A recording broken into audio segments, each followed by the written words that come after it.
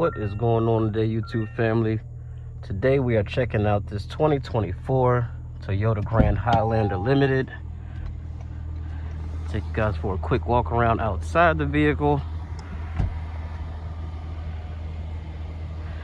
This is Toyota's latest model with respect to their SUVs.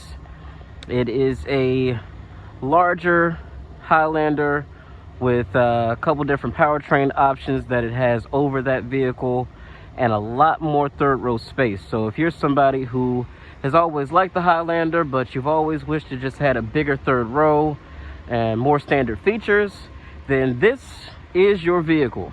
Like I said, this particular one that we're looking at today is a limited model, so the difference between it and the base XLE is going to be those LED fog lights, those LED turn signals as well. These 20-inch wheels. This one also is going to have your 360 camera. They all come with four-door passive entry, which I think is a really nice feature to have as a standard feature, something that the regular Highlander does not offer. This vehicle here, like I said, full LED illumination. You got your limited badge, and even though this is a limited, it is still not fully loaded. So there is a platinum version of this as well, and of course you can also get the Grand Highlander with a hybrid or their new hybrid max system as well. But we'll save those for another day. This particular one that we're looking at is in the black metallic, and it's got the gray interior on this particular one. These seats are the captain's chair configurations, so you can recline them as well as fold them completely flat if you need to. You got adjustable armrest. Being that this is the limited model, I do have heated seats back here as well. You get some nice sunshades too. Back here, materials aren't necessarily the greatest, but still a pretty nice place to be. This is hard touch plastic up here, but where it counts the most down here where your elbow is going to rest, you do have some soft padded soft tex leatherette down here as well.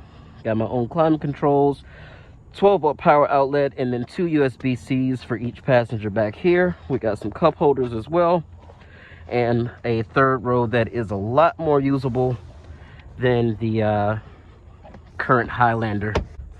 So back there with this seat in this position, you got a lot of space, but even when you slide it back some more, it's a lot more room back there than if you were to be in a regular Highlander. Go ahead and hop back here. Show you guys the space back here as well. So that's about where somebody would be sitting. Back here I do have another USB-C port, some massive cup holders with some storage as well. It's not padded back here, but automakers typically don't put a whole lot of care and attention to detail into the third row, so not really surprised by that. Very easy to kind of let yourself out, and you do have this nice step down right here to assist you with entry and departure of the third row. This vehicle does run on regular gas, and it is powered by a 2.4 liter turbocharged motor. No more V6 for any Highlanders.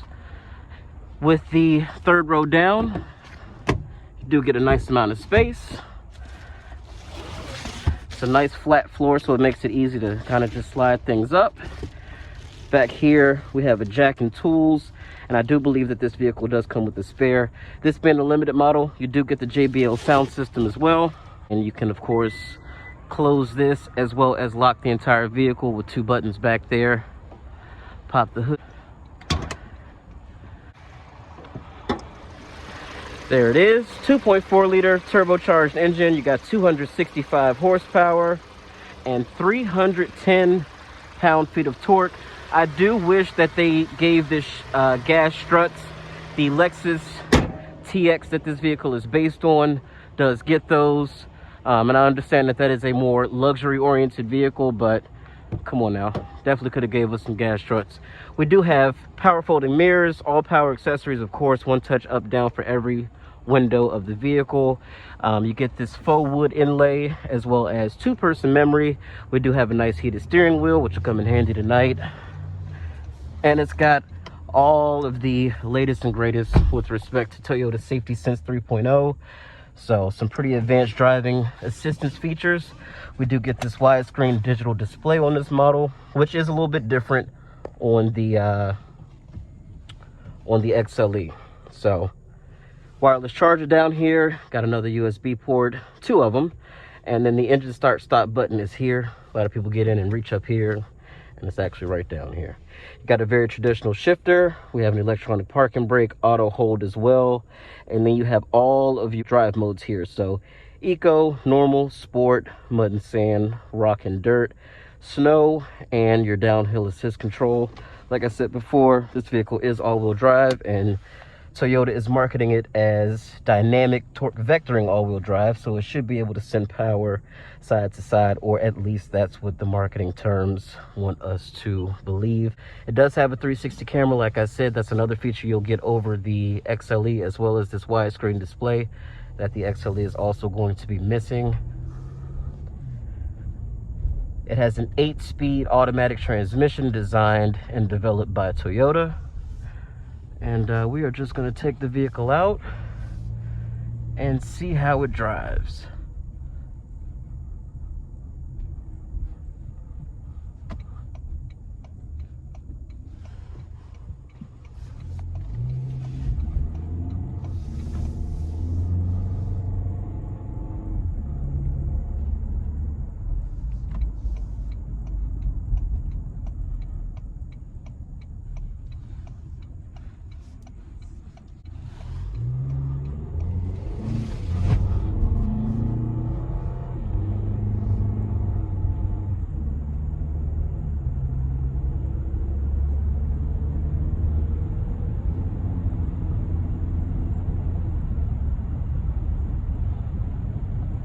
This vehicle does have acoustic laminated windshield and front windows, so wind noise is pretty subdued. That 2.4 liter engine does have a growl to it that you can, it's pretty noticeable. I wouldn't say it's unrefined, not any more unrefined than any other Turbo 4 out there, but I do notice it.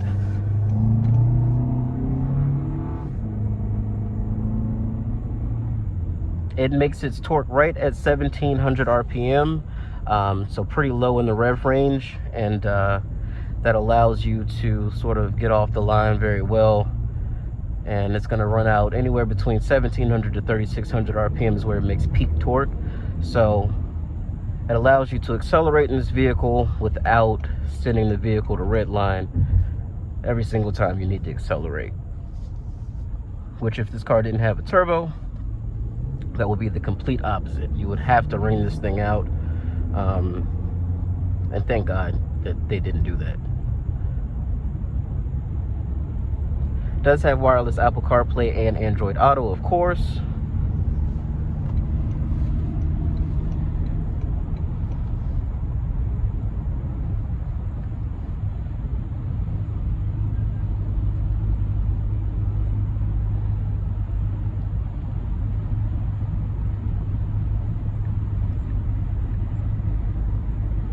And right now the vehicle has taken over. It's doing the steering, the acceleration, it's doing everything for me. It's doing a great job tracking around this lane. It does have advanced lane trace assist as well, steering assist, full speed adaptive dynamic cruise control, pedestrian detection, automatic high beams. As you see, it's got blind spot monitoring as well. And this is the closest distance that I can get to this vehicle here, which is obviously a very safe distance, but with the way that people drive, it does leave a big gap for people to kind of just cut over in front of you, and then the vehicle's going to slow down and adjust for them. So it can be kind of annoying sometimes, but for the most part, if you're just out on the open highway and everybody's sort of cruising, not really a problem. And it looks like Toyota's fixed that situation where the steering wheel only heats up on the sides. It feels like it's doing it all the way around on this one, so that's nice as well.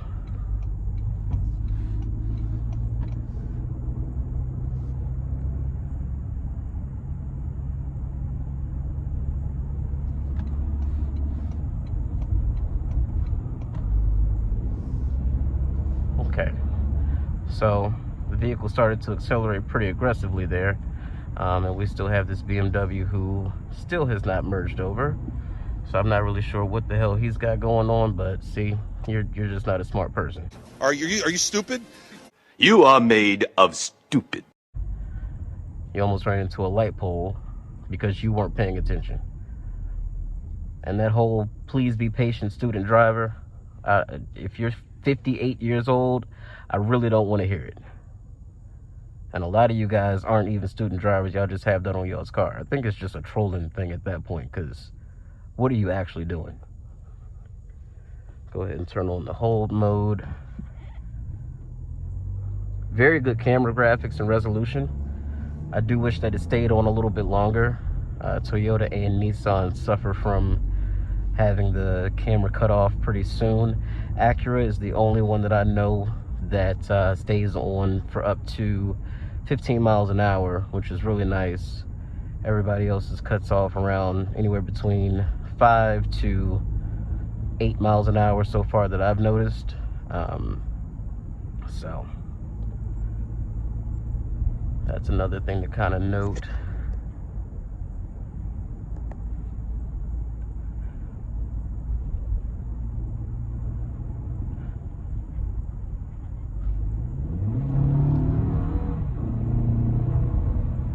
It's got really good torque, really good mid-range torque.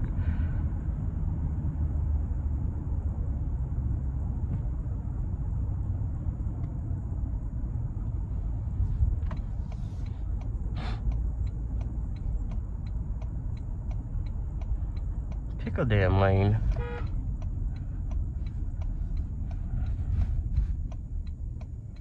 Let's go ahead and put it in sport.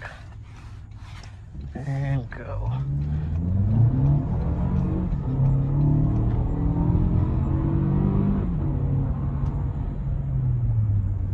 Yeah, this vehicle gets up to speed with relative ease. I just don't know if I'm so used to driving a vehicle this large with a 4-cylinder engine, but I will say that turbo spools up and gets you right on down the road. So it's no complaints on power, just maybe the power delivery is a little bit different from what you'll be used to driving a vehicle this large. We're gonna, of course, pull over here, do our 0 to 60, do the traction control off, brake torque it a little bit.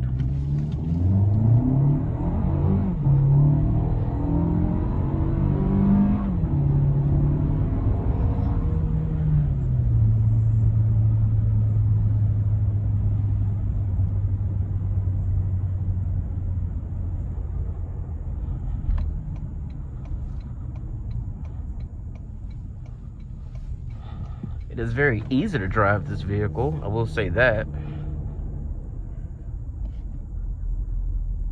Doesn't feel cumbersome, doesn't feel like a big car. And it rides well. It's got pretty good steering.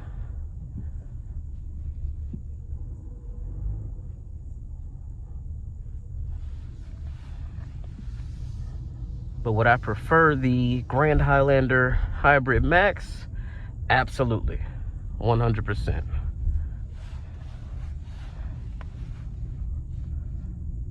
So you guys let me know what you think of the all-new Grand Highlander with the 2.4 turbo. And I want to thank you guys for joining me today. You see, this one's been accessorized with the Toyota logo projector, which is pretty nice. But yeah, let me know what you guys think of the vehicle. I think it's a good looking car. I think it drives well. I think it's going to have all the space that any family is kind of looking for. But again, if you're used to a V6, I would say go for the Hybrid Max version instead, just because it's going to have more power, a lot more power and torque. And it's not going to sound the same with respect to acceleration. This 8-speed, because it has so many gears, is constantly kind of upshifting, and just kind of makes the 4-cylinder sound a little grainy, whereas the other one is a 6-speed, so it's not shifting as often, and it's also supplemented by that very, very torque-rich hybrid system. So yeah, let me know what you guys think. Would you go for this, or would you go for a hybrid max? Until the next time, folks, like I said, thank you so much for joining me in this one, and I'll catch you in the next one. Peace out.